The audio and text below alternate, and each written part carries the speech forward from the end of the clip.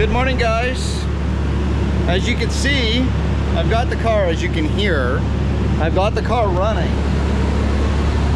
I'm really trying to burn that old fuel out of it because I can still smell it. Like, not like you can smell it, but I can smell it. So anyways, I did a quick peek online, and what I read was that my temp sensor, that's not my temp gauge. Alright, let's see, I'll get you a better view here, hang on. It's not working. And I did change the sensor under the hood. Someone said the needle could be stuck. So I'm going to take a few minutes here. I'm going to pull this bezel off, see if that needle is free, and if we got a temp gauge, that would be fantastic. And then my last thing I'll have to work on is that fuel gauge. So, hey man, let's see what we can figure out.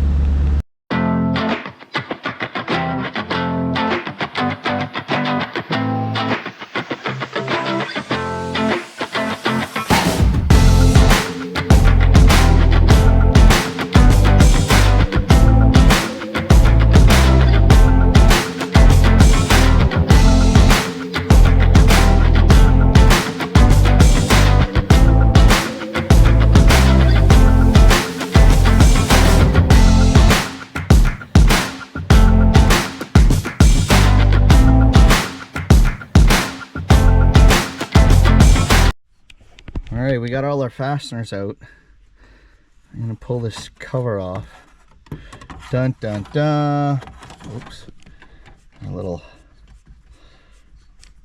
trip needs to come off. Okay. Pull this off. I should actually wipe this down and polish it up. Ooh, the gauges look so pretty. Oh, it moved. I wonder if the fuel gauge will do the same. Okay, let's try it, see what happens.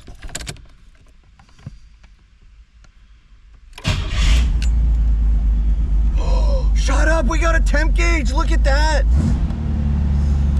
Now the fuel gauge, on the other hand, I'm thinking that problem's in the tank. Oh, I can't even tell you how excited I am about that. Woo! Victory again! Oh, wicked. Alright, let me shine this up so I can put that back together. And we're going to keep our eye on this temp and let this bad boy run for a bit.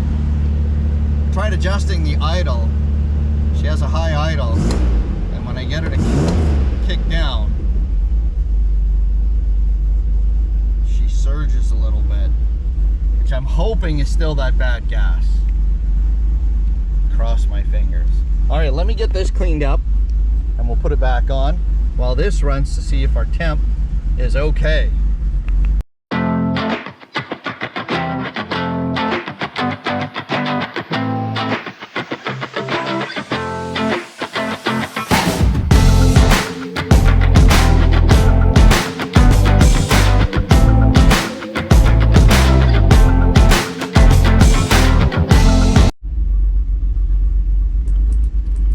Okay, I'm just putting these last few screws in.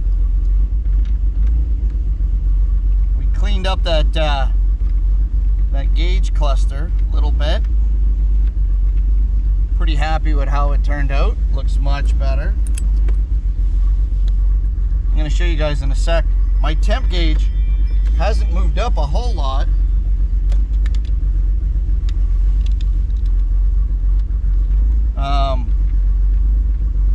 Not sure if I have to be worried about that yet. Maybe my problem has not been resolved, or maybe she's just sitting here idling and not getting warm. I don't know.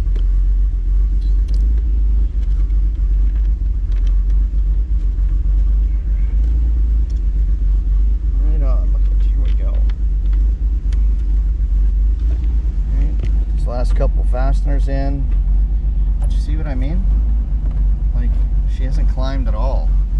Let's see if it goes down. Does it drop? Oh, it drops a little bit when you turn the ignition back on.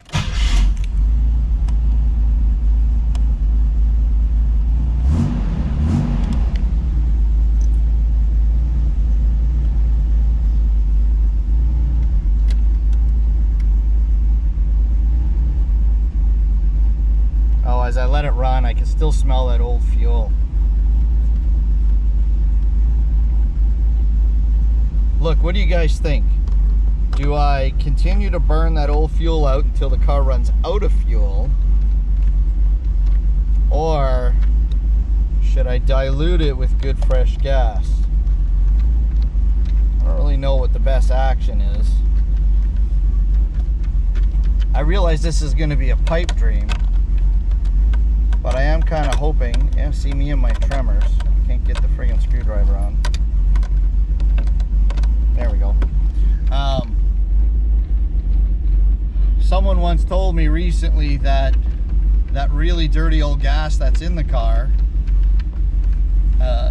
could be a seriously contributing factor to my fuel gauge not working. So I am pipe dreaming right now and hoping that when that fuel's out of there and we get some fresh fuel into the tank, that eventually this gauge will come around, because getting the fuel tank out of this bad boy is not exactly a pleasant job. It looks like the drive shaft's got to come out. I might even have to lower the rear differential, because it's tucked up right above in front of the rear diff. So we're gonna hope for our best, but anyways, we're making headway, guys. It's awesome. This car is coming around. I do want to eventually replace this dash pad because it is all cracked up. I am going to give this bad boy a beautiful polish and make her shiny and pretty. Megan's going to make us up some new graphics, Berlinetta and Camaro, to put on the outside of the car where they belong from factory. I think I'm even going to give it a try to see to shine up them wheels. Like I said, they're not my favorite wheels, but they do look a lot better with them new Cooper Cobras on there. So I think if we shine them up, it should come around. It should be a pretty car.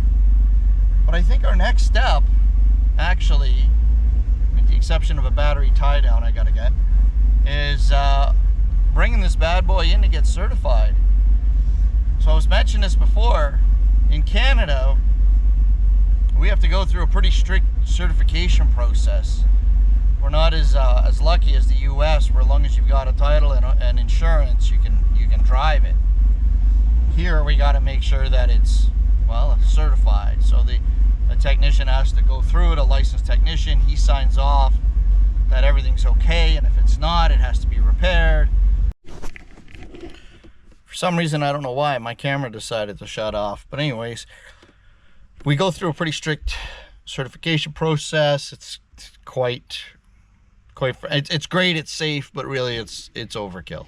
Anyways, we're gonna we're gonna work on getting that done, and hopefully she won't need too much to pass certification, and we'll have her on the road and take her cruising, and you guys will be the first ones to come along. Have a great day, guys.